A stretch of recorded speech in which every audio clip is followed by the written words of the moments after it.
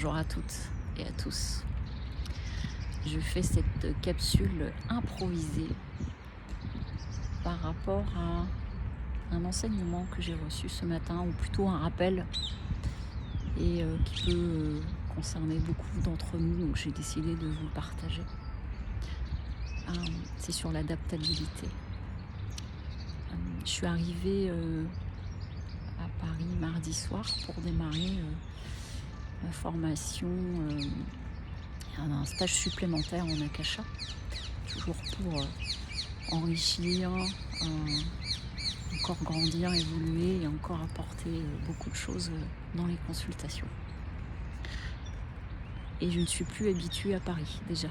Donc hier, ça a été un choc pour moi quand je suis arrivée dans Paris, tout ce bruit, tout ce béton, toute cette agitation et des travaux juste à côté de la salle de formation. Et un des participants qui est assez volubile, assez bruyant. Enfin, tout ça fait que ça m'a pris beaucoup d'énergie. Je suis rentrée mais KO, en me disant j'ai 5 jours, comment je vais faire pendant 5 jours? Comment je vais gérer ça? Je ne vais pas tenir. J'étais dans un état, je me suis couchée à 21h hier soir. Je me suis même réveillée dans la nuit. Et puis ce matin, on a fait un exercice avec la méditation du cœur, qui est un exercice que je ne connaissais pas, que j'ai adoré. Et puis de là, du coup, j'ai reçu beaucoup d'enseignements, un enseignement sur l'adaptabilité, avec un rappel que la vie, c'est un mouvement permanent, ça ne s'arrête jamais, que le principe de vie s'adapte en permanence. Une plante qui veut pousser, s'il y a un caillou ou un rocher, elle va le contourner, elle va trouver une autre voie, parce qu'elle est poussée par cette énergie de vie, donc elle va s'adapter à son milieu. Là, je suis dans un parc où il y a des tas de perruches. À la base, elles ne sont pas ici, elles ont su s'adapter.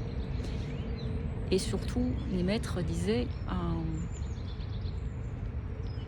à partir du moment où, si tu es dans l'énergie de l'adaptabilité, comme celle-ci, dans la souplesse, il parlait de la souplesse, comme le roseau, soit souple comme le roseau face à la brise ou même aux tempêtes, mais soit solide avec les racines du chêne.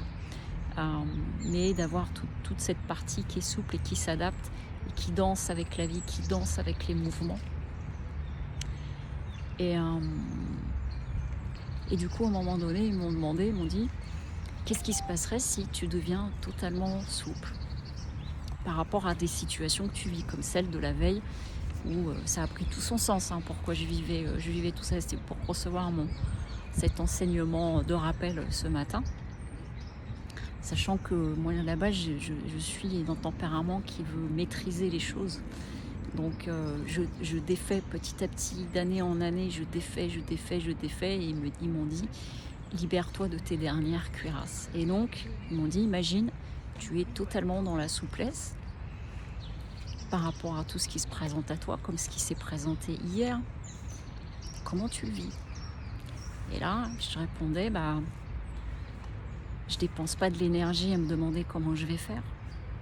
Je me crée pas des nœuds au cerveau.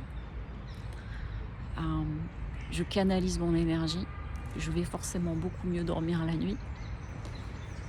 Et j'ai compris, c'est pour ça que je vous le partage, parce qu'on vit tous, on a tous des situations qui vont nous contrarier, et on a tous des situations où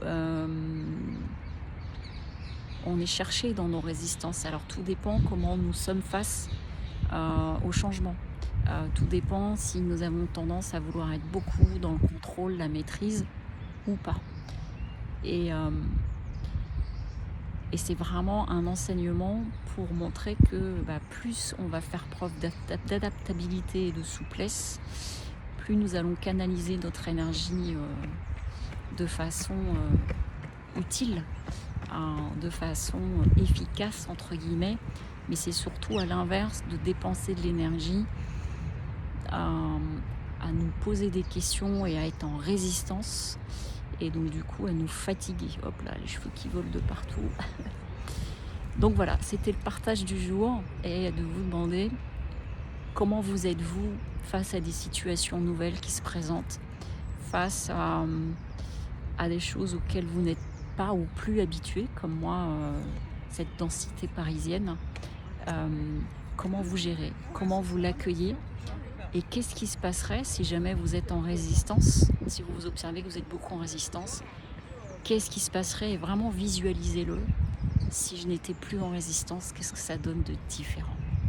Voilà, c'était le partage du jour. Je vous souhaite une très bonne journée.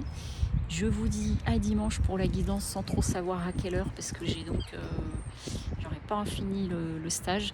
Donc je vais voir comment je m'organise au mieux pour diffuser dimanche matin. À très bientôt. Au revoir.